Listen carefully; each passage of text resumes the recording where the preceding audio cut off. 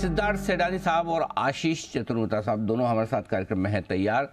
शुरुआत करें सिद्धार्थ जी, बताएं सर आज आपकी long term pick. Good morning Anil ji, good morning Deepanshu, good morning सारे दर्शकों को। Anil ji, SPL mid cap का सेगमेंट है तो एस से ही स्टॉक लाया हूं, वो है सनसेरा इंजीनियरिंग। सनसेरा इंजीनियरिंग पे खरीदारी की राय है, टारगेट होगा 1125 का। अब ये प्रिसिशन कंपोनेंट बनाती है ऑटोमोबाइल स्पेस के लिए और नॉन ऑटो स्पेस के लिए, दोनों के लिए। Aluminium forging, aerospace, defence, electric vehicle, ये सारे ही सेगमेंट्स और सेक्टर्स को कवर करती है सनसेरा इंजीनियरिंग। ऑर्डर बुक बहुत बड़ा है, 1700 करोड़ के करीब के। 35% पैसेंजर व्हीकल और कमर्शियल व्हीकल से आते हैं और 23% नॉन ऑटो सेगमेंट से आते हैं। एरोस्पेस एक ऐसा सेगमेंट है जो नया ग्रोथ का इंजन बन सकता है सनसेरा इंजीनियरिंग के लिए, जहां पे रोबस्ट ग्रोथ दिख सकता है, आउट परफॉर्मेंस आ सकता है। तो हम मानते हैं कि एरोस्पेस बहुत बड़ा ट्रिगर हो सकता है सनसेरा इंजीनियरिंग के लिए। 19% की आय के सीएजीआर से ग्रो होने वाली कंपनी सनसेरा इंजीनियरिंग, इस पे खरीदारी की राय है, टारगेट 1125 का टारगेट सनसेरा इंजीनियरिंग, ये करें खरीदारी। एस से एसपीएल में शुरुआत की है, जाहिर सी बात है, नो पॉइंट्स फॉर गेसिंग। सेडानी साहब एस के बाद पी पर अपनी देने वाले हैं पिक। बिल्कुल।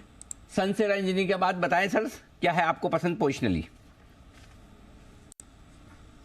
अनिल जी, आपका दबाव बहुत स्ट्रांग है, बट वो जो आपका दबाव रहता है वो परफॉर्मेंस पे रहता है कि अच्छी कंपनियां लेके आए और अच्छा दर्शक कमाए।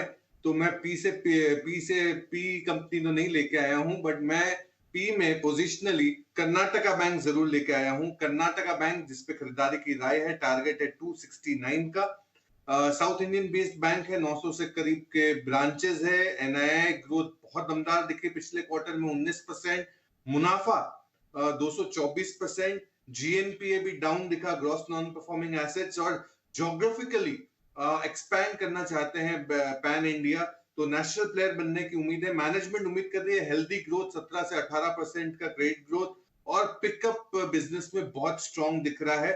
प्रोविजनिंग मॉडेस्ट है, साथ ही साथ अगर जीएनपीए देखा जाए तो 3% के नीचे आने की उम्मीद है FY24 में। तो केटीके बैंक, कर्नाटका बैंक, जिस पे खरीदारी की राय है 269 के टारगेट के लिए। कर्नाटका बैंक पर करें खरीदारी, ये है आपके लिए राय सिद्धार्थ जी की तरफ से। आइए और शॉर्ट टर्म पिक्स का वक्त है। सेडानी साहब तैयार है कर्नाटक बैंक के बाद कुछ खरीदने के लिए, बताएं सर। बिल्कुल जी, A for Affle India. Affle India पे खरीदारी की राय है, टारगेट रखना है 1150 का, 1150 का। टेक्नोलॉजी प्लेटफॉर्म है, मोबाइल एडवर्टीजमेंट की टेक्नोलॉजी प्लेटफॉर्म, और ये e commerce, edtech, fintech, gaming, ये सारे ही सेगमेंट सेक्टर्स को बहुत ही बेखूबी से सर्विस कर रही है। मुनाफे 20% से आने की उम्मीद है ग्रोथ की FY24 में।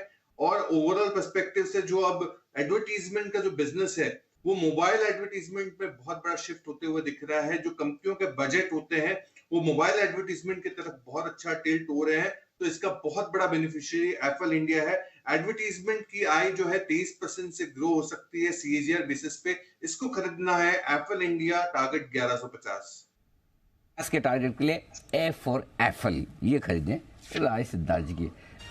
हाँ, आइए विदा लेने का वक्त है। कुणाल जी, सिद्धार्थ सेडानी साहब और सुबी जी का बहुत बहुत धन्यवाद। वागले साहब, हिमांशु जी का भी बहुत शुक्रिया आज हमारा साथ देने के लिए। और देश के प्रति सम्मान के साथ करेंगे हम इस शो का समापन। आइए अपनी जगह पर खड़े हो जाएं। जय हिंद।